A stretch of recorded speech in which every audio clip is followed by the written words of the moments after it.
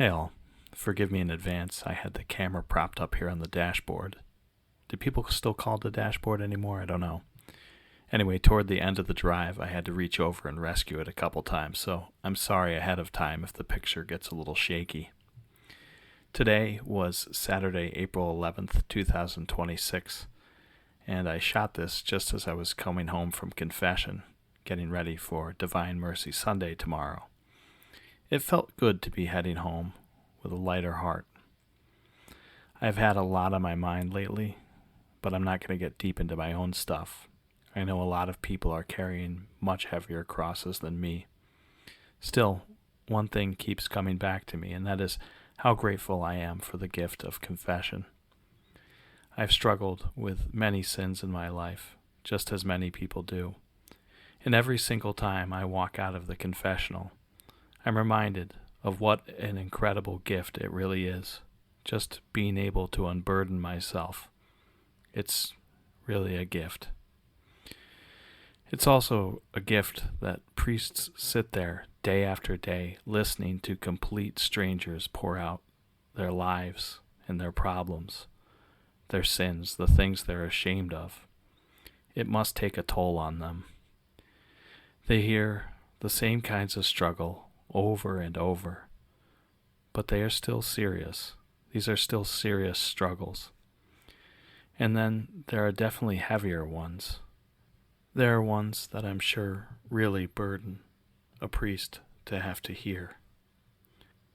I try to picture what it must be like to hear someone confess something like an abortion or years of drug use, theft, murder, other serious crimes, lust, fornication, self-pleasure, greed, wrath, fights, overeating, getting high, doubt, idolatry, scrupulosity. All of it, it must take a toll for the priests who have to hear it. It's just regular people speaking heavy, sometimes dark, sometimes deeply broken things about themselves. And priests are only human. They have to feel it. And yet they stand there in the person of Christ, taking on those wounds in a way that reminds us of what he did for us. On top of everything, priests carry the absolute seal of the confessional. Whatever is said there stays there forever. And yet in our secularized world, there are people who would like to force priests to have to break that seal. And that must add another heavy layer of worry. We hear a lot about burnout in counselors, doctors, and nurses, but I don't think that we think nearly enough about what it does to priests. That's why I always try to say a simple, "Thank you, Father, for being a priest," right after I receive absolution. And this reminds me of something from my time living in New York City many years ago. I worked at a bookstore on Fifth Avenue, and there was a woman that used to come in. Her name was Diane. She was a middle-aged Irish Catholic lady who struggled a lot with scrupulosity. She was so afraid of going to hell that she couldn't accept that she had been forgiven, even after confession. I didn't know her well, but she liked talking to me, and I listened when I would shelve books. She always carried these plastic bags full of prayer cards and other religious things she was hoarding. She was definitely a hoarder. She told me that one priest was so concerned about her that he wouldn't let her go on and on during confessions. I think he was trying to help her by gently exposing her to a little uncertainty, because constant reassurance could actually make scrupulosity worse. It's a vicious cycle. Diane seemed like the kind of woman who not just wouldn't, but couldn't hurt a fly. Her heart was probably as pure as a heart could get. She was always exceedingly kind, even though she carried so much anxiety. She just wanted reassurance. But that's the hard part with scrupulosity. I hope right now, if she is no longer with us, she's resting in the peace of Christ.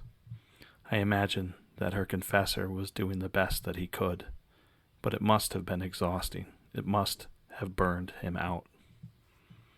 And this is getting me thinking, we're all kind of burned out these days, aren't we? The world just feels so damn crazy. Sure, people say humanity always has been a little nuts, and I certainly believe that.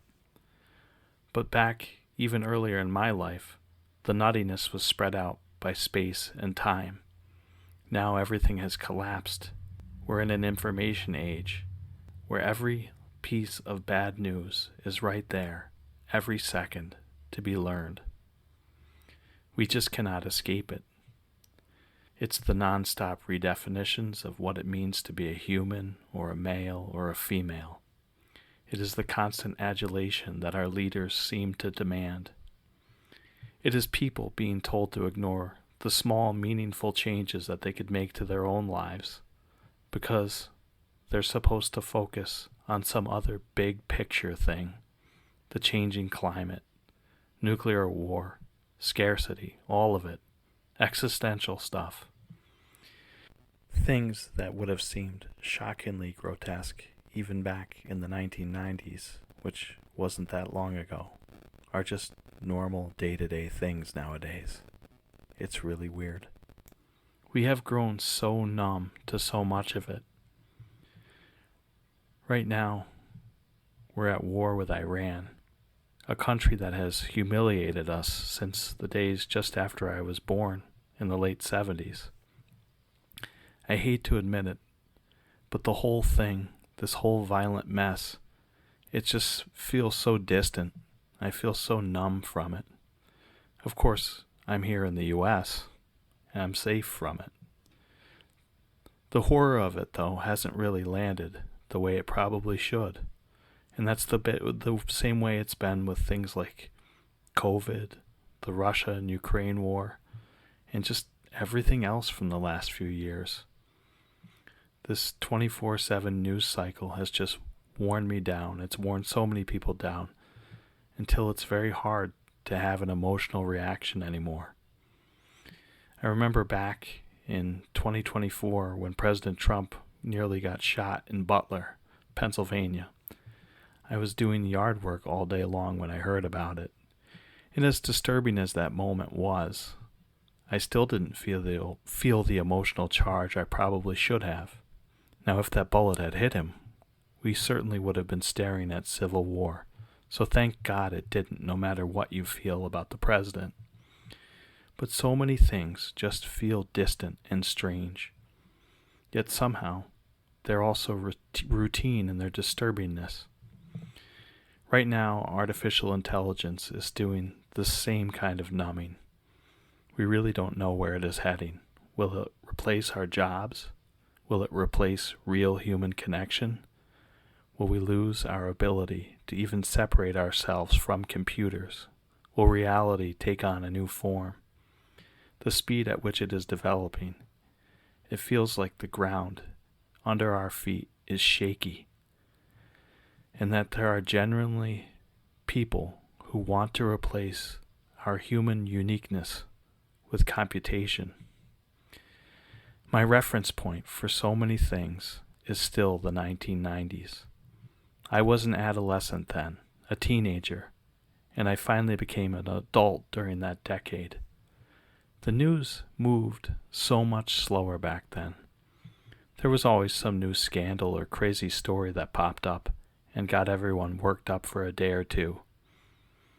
And then it was gone after a week or so. But now the news just moves way quicker. Everything just accelerates in a way that you just can't process it anymore. At least not in a healthy way. You kind of have to numb out, tune out. These days, there's always some new scandal or crazy story that pops up, and it gets everyone worked up for a day or two. And then it's gone. Something that's supposed to shake the world to its core, some story, some scandal. It's here one day, and the next day, you can barely remember it. We are left in this constant state of unease and agitation, pulled along by algorithms that push us away from each other, away from community, sometimes even away from the people we love, who are sitting right across the room from us. So much time gets wasted staring at the news. The same news that is here today and will be completely different tomorrow. And it never really brings any resolution. It has almost no relevance to our lives. It's almost like the real news would be if nothing was happening at all. And even that would seem completely outlandish and shocking. At the end of the day, we are a broken species in need of a rescue. One of the things that has restored me today was, of course, confession, but in a small way, it's also springtime. You could see it here in the capital region of New York. The trees there, they don't have many leaves. This part of spring can feel very frustrating. The snow and ice is gone, the sun is shining, but the air is still cool and the wind isn't very forgiving. Even so, I like it. It reminds me that the earth has its own intelligence and intelligibility. It just keeps doing what it's designed to do, spinning and allowing for life to happen. Last year, the forsythia didn't bloom at all, but this year it's vibrant and bright yellow against the blue sky. In a few weeks, there will be men sitting in their boats on the Hudson River, fishing for striped bass that come all the way up from the Atlantic Ocean, about 120 miles south of here. They come back every year at this time, and it's so nice to see people enjoying it. I'm looking forward to more good weather and the coming of spring.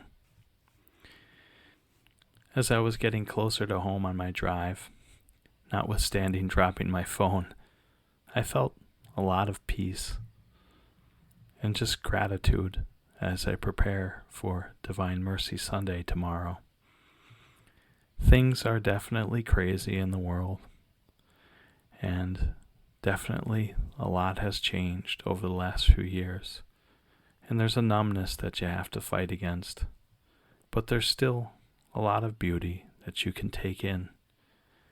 And these things are real, tangible gifts of God's love and His forgiveness, even if our minds have a hard time accepting it. Well, thank you for riding along with me today. I'll see you in the next video. Take care, and God bless.